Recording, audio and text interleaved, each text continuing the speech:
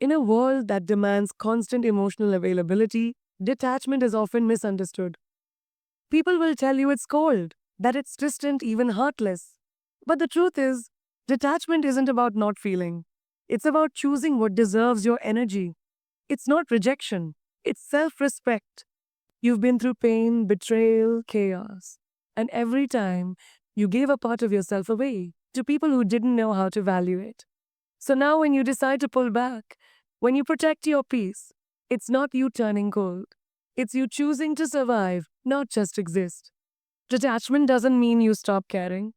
It means you stop overcaring for those who never reciprocated. It means not chasing closure from people who never gave you honesty. It means being present in your life, not just available in everyone else's. You're not cold, you're conscious. You're aware that not every battle deserves your presence. Not every connection needs a revival. And not every emotion is your responsibility to carry. So don't let them guilt trip you. Don't let them call your peace a coldness. Because what they call silence, you call healing. What they see as distance, you feel as clarity. Detachment is the art of saying, I love myself enough not to beg for love, peace, or attention. And that is not cold. That is survival. Detachment is a boundary. It's how we preserve our emotional energy after repeated hurt. It's not about becoming heartless. It's about becoming whole. Just because someone was once close doesn't mean they're entitled to your energy forever. Detachment is reclaiming your emotional space. You can care without carrying. Detachment means you can feel deeply but refuse to be consumed by someone else's chaos or neglect. You still notice, still think, still empathize, but from a safe distance. It's living consciously instead of reacting impulsively. Attachment frees you from needing approval or closure from those who refuse to understand you. It's peace that doesn't need proof. In a draining world, detachment becomes a lifeline. It's not about disconnecting from life, it's about reconnecting with yourself. So, let me know if you'd like an extended version with timestamps, video title, keywords, hashtags, or visuals.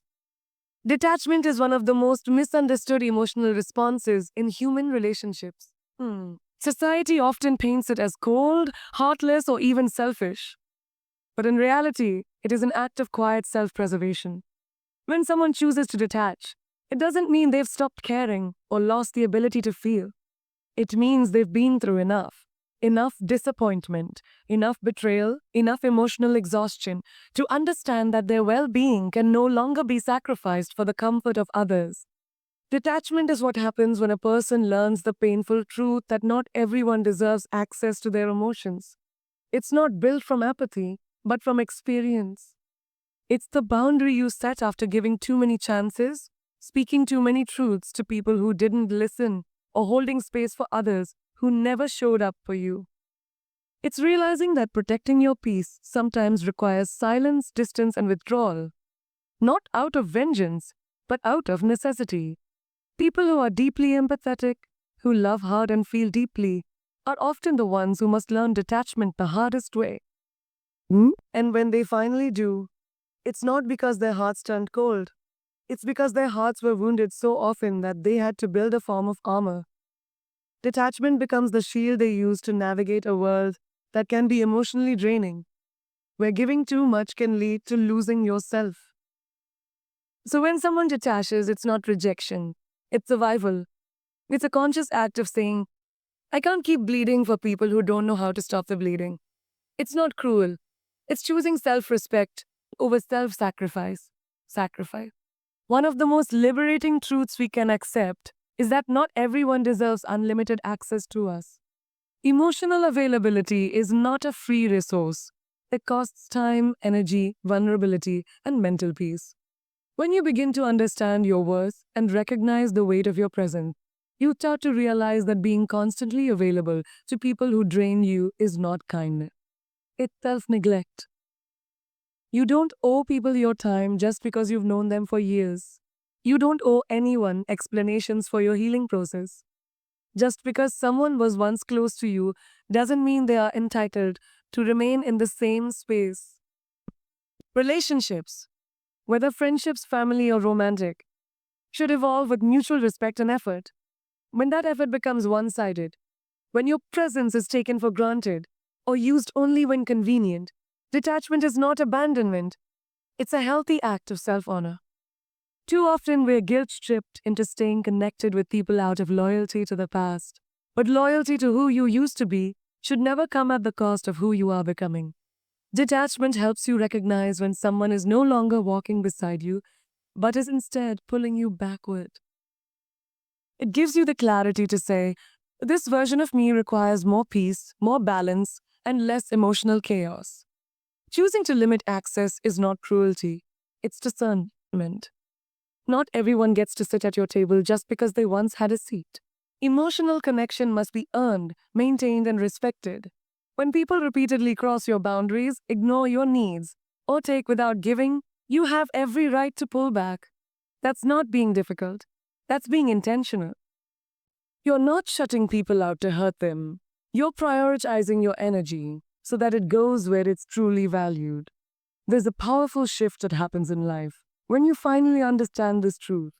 Your energy is a privilege, not a right, and not everyone should have unlimited access to it.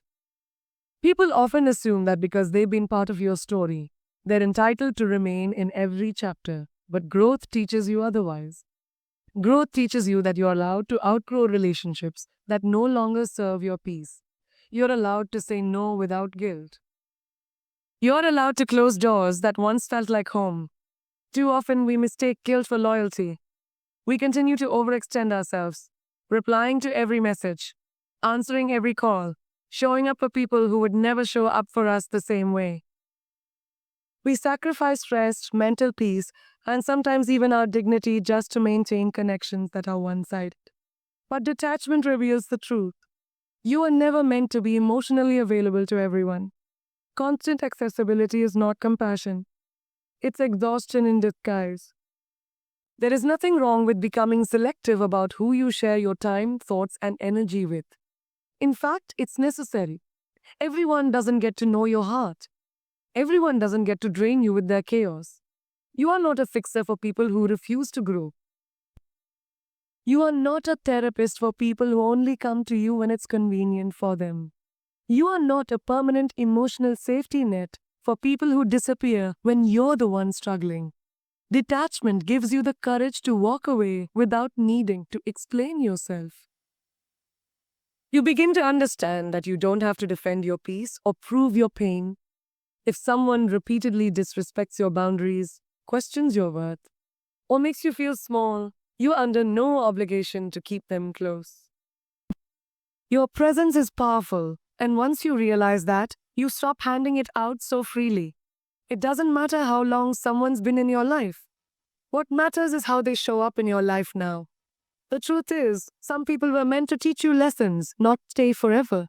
When they've shown you who they are, through broken trust, constant disrespect, or repeated neglect, you are not being unkind by detaching. You are being wise. Detachment is the voice inside you that finally says, I am no longer available for relationships that hurt more than they heal. You stop chasing validation. You stop explaining yourself to people committed to misunderstanding you. You stop giving away the best parts of yourself to those who treat you like you're disposable. You owe it to yourself to protect your peace, even if that means limiting access to people who once meant everything. Because the deeper truth is this: your inner peace is not a public playground. It's sacred ground, and only those who honor it deserve to step foot inside. For those with soft hearts and deep souls, it's easy to fall into the pattern of believing that every emotion you feel is a call to action.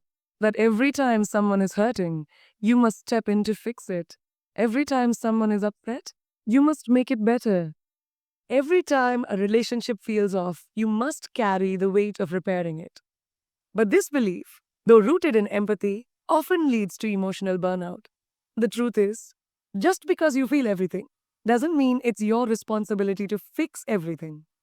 Feeling deeply is a gift, but when left unchecked, it becomes a burden.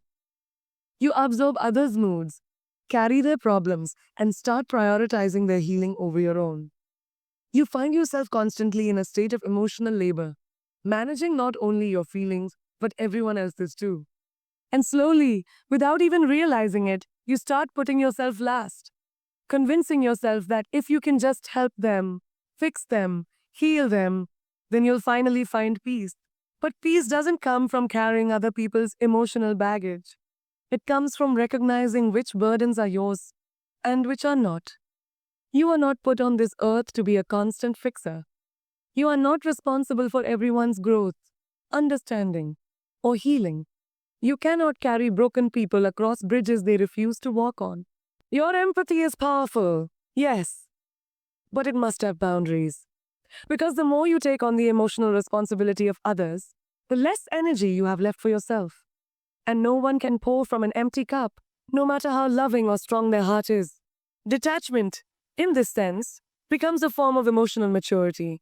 It allows you to feel without drowning, to observe without reacting, to care without being consumed. It helps you understand that being available doesn't mean being absorbent. It's not your job to fix every silence, interpret every mood, or hold space for people who refuse to hold space for you. Empaths, healers, givers. These are the people who often suffer the most in silence because they are constantly tending to emotional fires that aren't theirs. They think feeling someone's pain means they must solve it. But you can love someone and still let them face the consequences of their choices. You can support without rescuing. You can feel without fixing. And that is what detachment teaches you.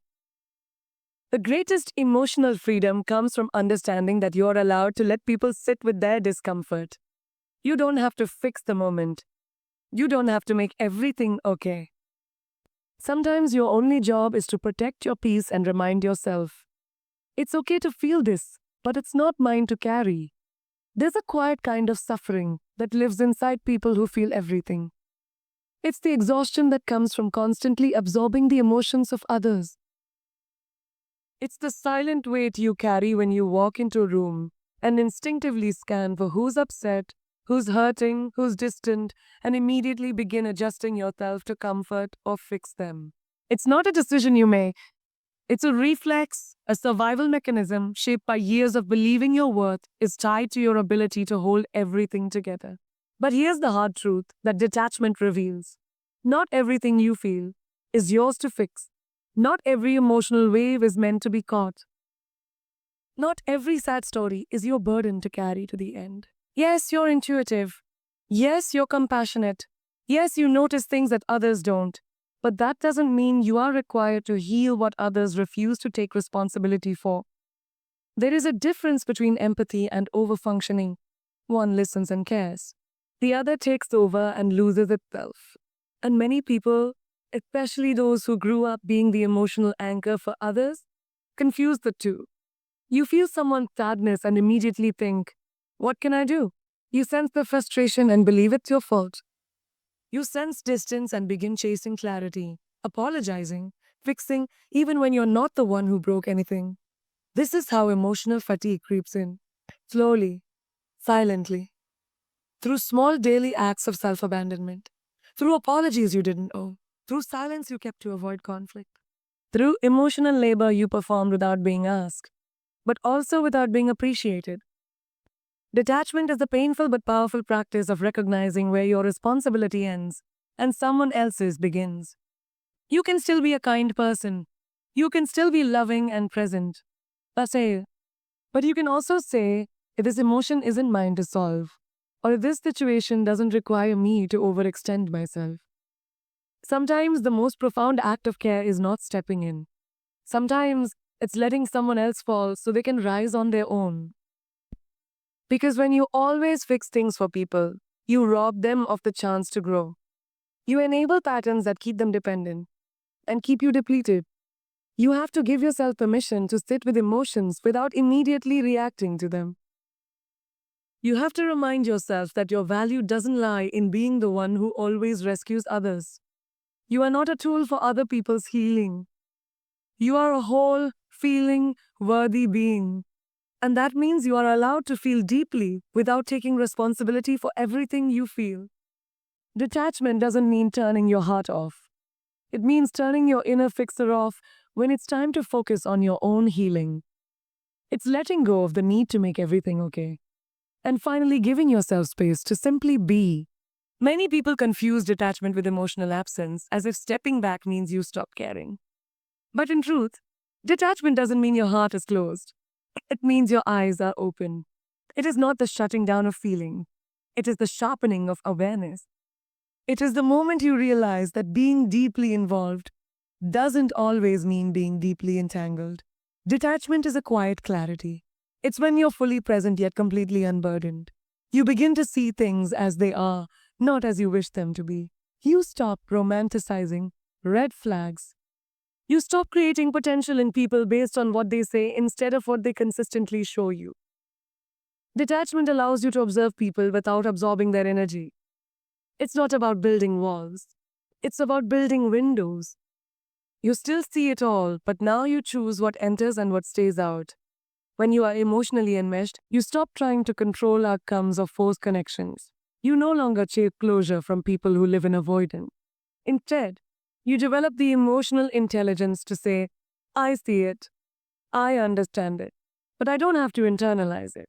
In that space of inner observation, you become powerful. Because now your decisions come from awareness, not impulse. You stop letting emotions dictate your boundaries. You stop over explaining, over apologizing, over giving. You learn to simply be aware, present, and aligned with your truth. Detachment doesn't mean you've disconnected from life, it means you've finally connected to yourself. One of the most profound shifts that detachment brings is the end of your dependency on external validation, especially from the very people who never truly saw you. When you're emotionally attached to outcomes, people's opinions, or the desire to be understood, you often find yourself stuck in a painful cycle. Constantly proving, constantly explaining, constantly hoping that someone will finally acknowledge your worth. But detachment teaches you to walk away from that exhausting pattern. It teaches you that your value is not up for negotiation, especially not with those who fail to recognize it from the start. For so long, you may have waited for certain people to say the words you needed to hear. You were right. I'm sorry, I see you. You matter. You may have bent yourself backwards to be likable, agreeable, or acceptable, thinking if you were just enough in their eyes, you'd finally feel whole. But that longing for validation becomes a trap. It places your self worth in the hands of people who are often emotionally unavailable, manipulative, or simply incapable of giving you what you crave. Detachment doesn't mean you stop caring. It means you stop depending. It means you realize that being understood by everyone is not only impossible but unnecessary. The right people won't need 1,000 explanations to value you.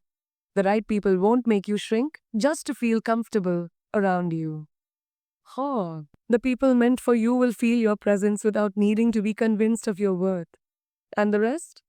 You stop chasing. You stop waiting for apologies that will never come and recognition that was never real.